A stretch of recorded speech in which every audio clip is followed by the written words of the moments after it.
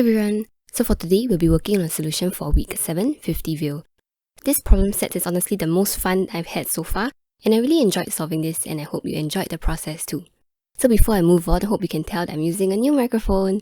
I hope you find this audio quality to be much better. Thank you so much to those who left some comments about my audio for the previous videos. I thought it was okay until I did a comparison between this mic and the previous one, and the difference is night and day. Okay, so I'll use this microphone here for, and I hope that makes the videos much better. So moving on, so in this problem set, we are told that the CS50 duck has been stolen, and we are summoned by the town of Fiftyville to solve the mystery of the stolen duck. So the authorities believe that the thief stole the duck, and shortly afterwards, took a flight out of the town with the help of an accomplice. So our goal here is to find out who the thief is, which city the thief escaped to, and who the accomplice is.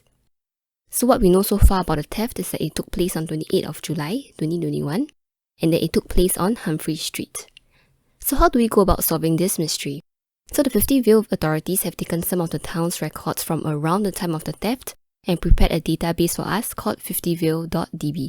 So this contains tables of data from around the town. So what we need to do is to access the data of interest to us within this database provided, and using just the information in the database, we are to solve the mystery.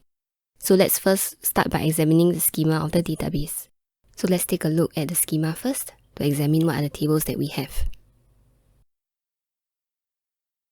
Okay, so as I scroll up here, you can see that we have different tables: bakery security logs, people, phone calls, passengers, flights, airports, bank accounts, ATM transactions, interviews, crime scene reports. So these are the tables that we have in total. So let me bring it out to the next slide for us to take a look at what we have so far. So as you can see here, these are the list of tables that we have. So there's actually 2 pages worth of tables and information that we have. And you can see that all this information here will be quite helpful for us to solve the crime. So for example, you can see that for crime scene reports, we will be able to filter it by year, month, day, street, and description. So likewise, we have information about interviews, bank accounts, ATM transactions, bakery security logs, and phone calls. And you can see that I've highlighted the primary keys in the table. And for the foreign keys, I've actually drawn a line to show what are the linkages between the tables that we have. So besides that, we also have information about the flights, passengers, and airports, and this will come in handy for us when we want to determine which city the thief escaped to. Okay, so let's begin our investigation. So firstly, we are told that we might find it helpful to start with crime scene reports table. So we'll start by looking for the crime scene report that matches the date and location of the crime. So this is a crime scene reports table where we have information on the year, month, day, street, and description. So what we have now is that we have the year, month, and day of the crime. So let's filter the reports that are submitted on the 28th of July 2021. So our SQL query will be select description from crime scene reports, where year equals to 2021, month equals to 7, and day equals to 28. So putting our SQL query in, you can see that I'm selecting description based on the crime scene reports that were filed on the day of the crime. So putting this output into an output file and opening it, you can see that I have about 5 crime scene reports that were submitted, and you can see that the middle one shows that the CS50 duck was stolen, and we have more information such as we are told that there are actually 3 witnesses who gave some statements about what they saw. So these are the 4 reports that we have from the day, and you can see that there is one of it that mentions the CS50 duck, where we are told that it happened at 10:15 AM, and there are 3 witnesses. In their interview transcripts, they all mentioned the word bakery. So let's examine the interview transcripts. So the interview transcripts can be found in the interviews table. So you can see that we have the year, month, and day. So let's filter the transcripts that were recorded on the day of the robbery, where the transcript should mention the word bakery. So our SQL query will be select transcript from interviews, where year equals to 2021, month equals to 7, and day equals to 28. And we want to filter out all transcripts that mention the word bakery. So we will do that by saying end transcript like bakery, where I put it in between this percentage sign because I'm looking for this particular string within the transcript. So entering this into our log again, I will select transcript from the interviews table. I'll filter out based on the day of the crime, where I will filter out transcripts that mention the word bakery.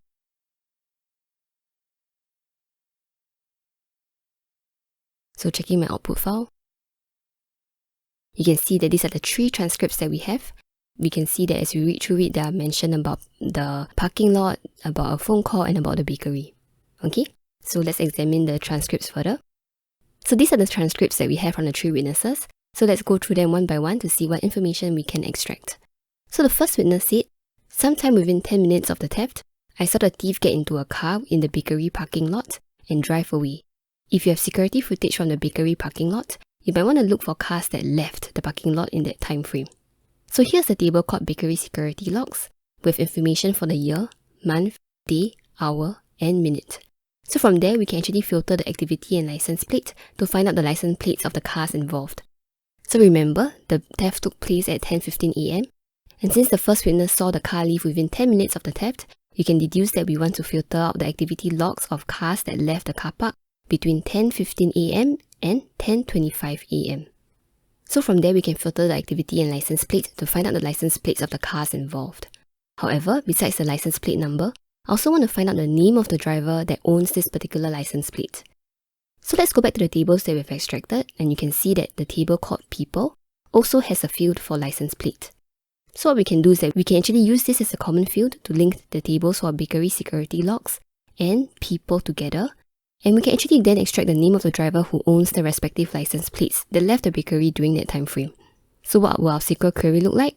In this case, we are looking to actually combine the tables for Bakery Security Logs and People. So in this case, we will select the activity and license plate from the Bakery Security Logs, and we will extract the person's name from the People table, and then we'll join the table called Bakery Security Logs to the table called People, using the license plate field as the common field. And then now we want to filter the time frame that we want to get the license plates of. So we'll look at the year equals to 2021, month equals to 7, day equals to 28, and it happened between 10:15 and 10:25. So the hour will equals to 10, minutes will be between 15 and 25 minutes. So let's key in this query. So as mentioned, we will select the activity, license plate, and name.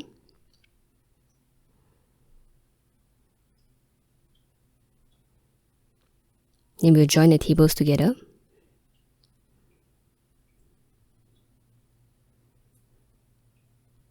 And now we'll filter based on the time frame that we have.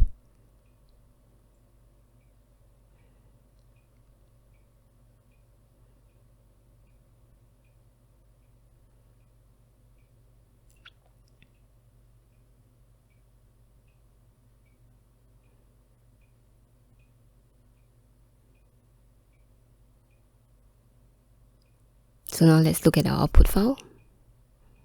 Opening it. And you can see we have actually the activity of all the cars that exited the bakery during this time frame, and we even have the name of the owners of these license plates. So these are the 8 suspects that we have. So if you found this video to be helpful so far, do remember to like this video and subscribe to the channel. It definitely helps with the YouTube algorithm in bumping this video up, and I hope that others will be able to find this video as well, and maybe this will give them the hints that they're looking for to finish this problem set. Thank you so much. So let's move on to the second witness to see what else we can gather. So the second witness said, I don't know the thief's name, but it was someone I recognized. Earlier this morning, before I arrived at Emma's bakery, I was walking by the ATM on Leggett Street and saw the thief there withdrawing some money. So here's the table called ATM transactions that will be applicable for this case. So again, we have information of the year, month, day, hour, and minute. So based on this, we have to find out the account number that made the transaction. However, besides the account number, I want to know the name of the account owner. Again, let's go back to the tables that we extracted, and we can see that the table called Bank Accounts has this field called Account Number, which is the field that we can use to combine ATM transactions too. And notice that this table called Bank Accounts, there's actually a field called Person ID that will connect us to the People table, and from there, we'll be able to extract the name of the account owner. So what will our SQL query look like? In this case, what we want to do is that we want to select the person's name, identify the transaction type from People, and then we will combine the 2 tables onto this People table by first joining the Bank Accounts table to the People table using the Person ID as the common field. Then we will join the ATM Transactions table to the Bank Accounts table using the Account Number as the common field. Now that our tables are combined, we want to actually extract information based on the ATM transactions that happened on the 28th of July 2021, where the location equals to Leggett Street, and the transaction type equals to withdraw. So let's put this query in. So what I want will be the name and the transaction type. Then after that, I'll combine the two tables to the people table.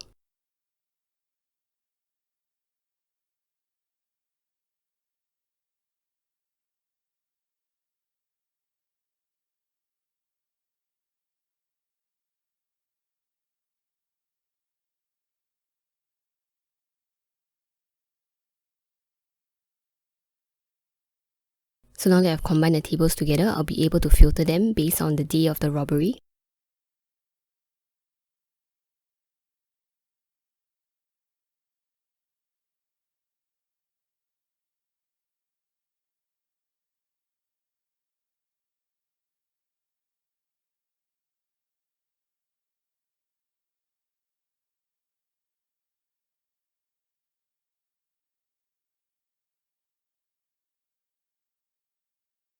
So running it now and opening the output file,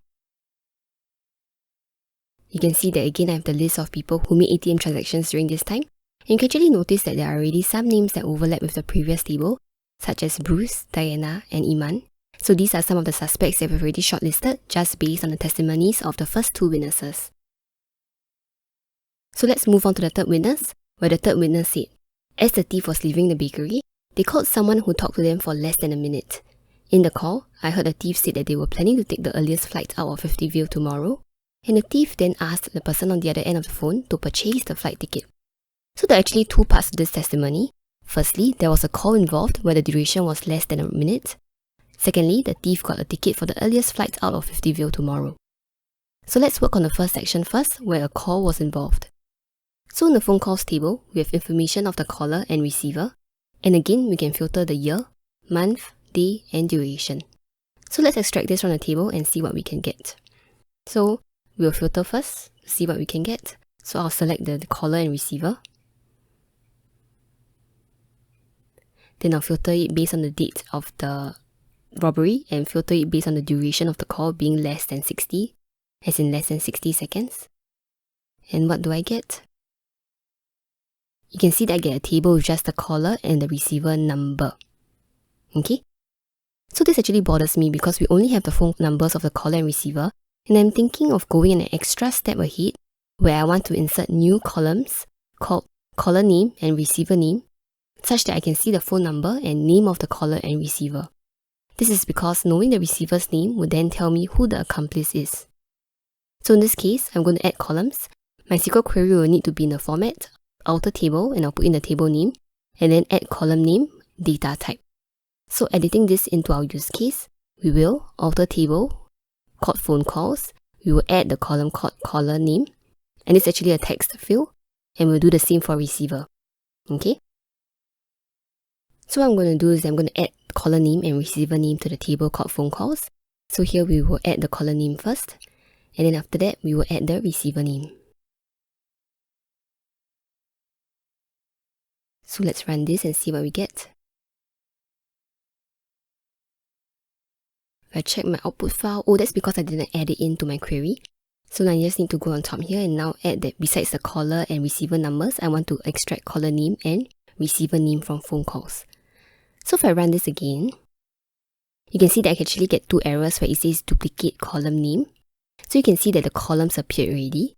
So to just get rid of this error of saying duplicate column already found, I just need to remove this from my query because the columns are already added in, so let's not confuse the system again. Okay?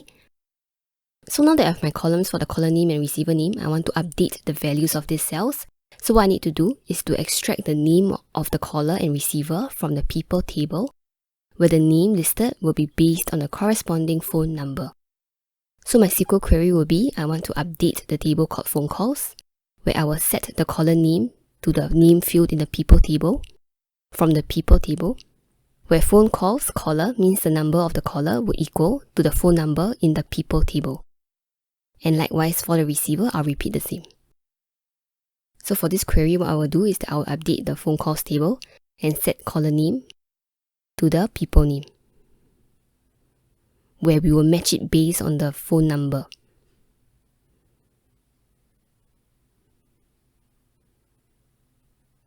Then I'll repeat it for the receiver as well.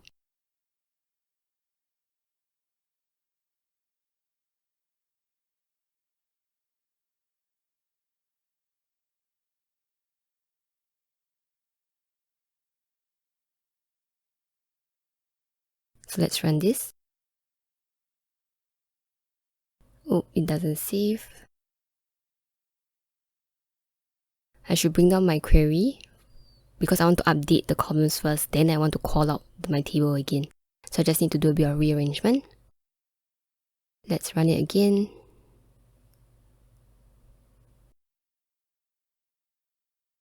And yeah, now you can see I got the caller name and receiver name next to their respective phone numbers. So what happens is that later on, after we deduce who is the thief, we'll be able to easily identify who is the accomplice based on who they called. Okay? Now let's look at the second part of the third witness's testimony, where the thief is planning to take the earliest flight out of Fiftyville tomorrow. So what we have is a flights table that shows us the origin and destination airport ID, and the year, month, day, hour and minute that we can use to filter the flight's information. The ID field can be linked to the passengers table through the flight ID field. So let's see what we have.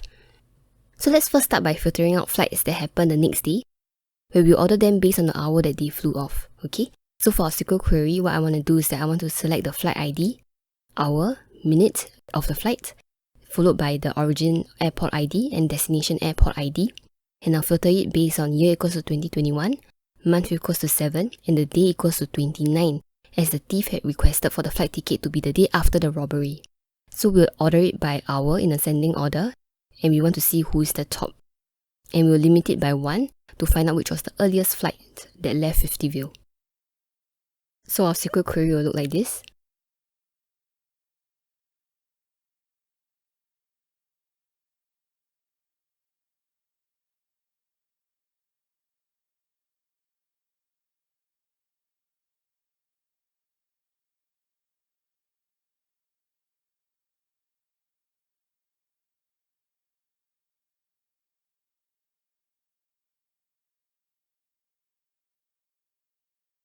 So let's save it and run it. Okay, and you can see that the flight ID is 36, and this was the earliest flight that left Fiftyville the next day. However, this information is not entirely helpful to us, as I want to know what city this actually represents. So what I'm going to do now is that I'm going to update the columns of the original and destination airport ID, where instead of the ID, now I want it to reflect the name of the airport instead. So looking at the tables that we have, you can see that we can link the airports table to the flights table, where the airports table contains the full name of the airport. So what I'm going to do is that I'm going to update the flights table, where we will update the origin airport ID field to the city name instead, by matching the airport ID field in the flights table to that of the ID field in the airports table, and likewise for destination ID. So let's see what we get.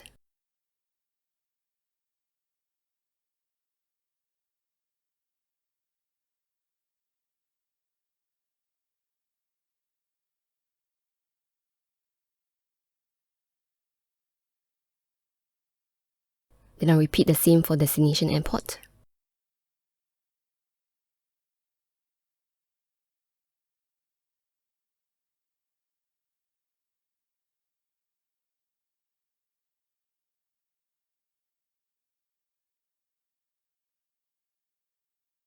So let's save this and run this.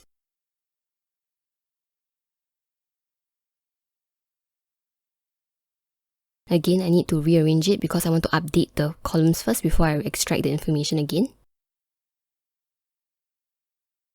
And yeah, there you go. You can see that the original airport was Fiftyville and the destination airport is New York City. So this is the earliest flight that the thief actually boarded, and he can be found in New York City. So now that we know that the thief went to New York City, what I can do now is that I can extract the list of passengers that actually went to New York City, and from there we'll be able to find another table of possible suspects. So what would that look like? I will be first extracting the destination airport ID, because I want to see all those that went to New York City. Then after that, I'll just extract the name. I also want to extract the phone number and license plate from people, because what I want to do is that I want to start getting a sensing as to who could my thief be. So after that, I will join the passengers and flights table all together, and I'll filter it based on flights ID equals to 36, because that's what we found out to be the earliest flight that leaves Fiftyville, and we will order it by the flight's hour in ascending order. So you can see that these are the names of the people that went over to New York the next day. Okay, so you can see that actually some of the names are starting to look really familiar across the few tables that we have. So bringing it all together, you can see that we actually have a table of the license plates of cars that exited the bakery, the name of the people that made ATM transactions, we have the names of callers and the names of receivers, and then after that we have the names of those that went over to New York City the very next day. So what we want to do now is that we want to get the name of the person that appears in all 4 tables. So you can imagine that for our SQL query, we want to extract name, where name appears in the first, second, third, and 4th tables that we extracted. So let's bring this all together. So what our SQL query look like? We will select name from people. And after that, I'll borrow the query that I wrote earlier on.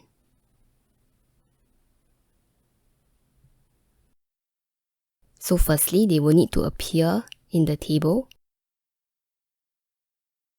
where the flight happened during the next day after the robbery. And the flight ID equals to 36. And then after that, I want again for the name to appear in the previous table.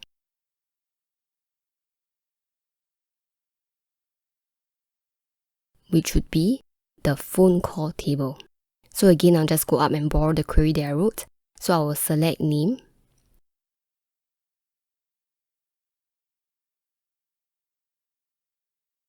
From phone calls, where I'll filter it based on when it was made. Now I want the name that appears in the third table that we have. So I'll just scroll up again to borrow the SQL query that I wrote. So it will be when they made the transactions. So I really just need to copy the above query that I made and bring it down. So I'll select the person's name from the people table, where they actually made the ATM transactions based on this criteria that we already established earlier on. And again, I want the name of the people who exited the bakery, and I'll extract the SQL query that we've already wrote earlier on from bakery security logs.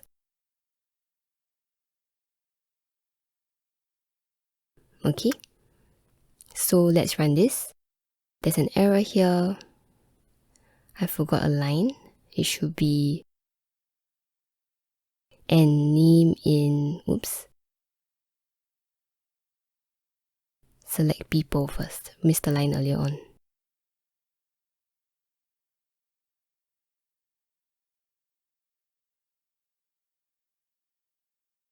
Let's try again. There's another error. I made a spelling error. It should be flights and not fights. Though I think that'll be a very interesting case to solve as well. Let's try again. Okay, great. Let's open our output file. And the name that appears across all the tables would be Bruce. This is our thief. So let's go over to the caller table. You can see that he actually had called Robin. Very appropriate name for an accomplice. So let's fill up our answers text. So the thief is actually Bruce. The city that the thief escaped to was New York City. And the accomplice is Robin. Okay. So what we've done is that we've actually managed to answer the questions to this case. So you can see that for this problem sets, what we actually did was that we actually extracted the different tables based on the witnesses' testimonies that they had provided. And then from there, for my final table, where I wanted to extract the names of the thief, I actually just borrowed all the SQL queries that I've established earlier on and put it into one giant lookup. Okay? So let's run our check 50 on this. So let's put that in, check 50.